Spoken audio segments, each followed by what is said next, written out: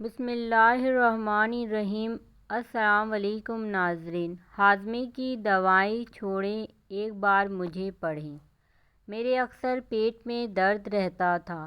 میں غذائیں بھی احتیاط سے کھاتا تھا اور پرہیز بھی کرتا تھا، لیکن بدہضمی تھی کہ درست ہونے کا نام ہی نہیں لیتی تھی۔ میں نے حضرت حکیم صاحب دامت برکاتہم کے درس میں سن کر کھانا کھانے کے بعد 3 بار سورہ قریش پڑھنی شروع کر دی۔ اس کی برکت سے میرے پیٹ کا درد اور ہاضمے کا نظام درست ہو گیا ہے۔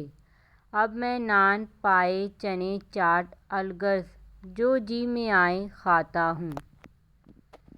اس ویڈیو کو صدقہ جاریہ کی نیت سے زیادہ شیئر کریں تاکہ آنے والی اس طرح کی انفارمیٹیو ویڈیو آپ لوگوں کو ملتی رہیں۔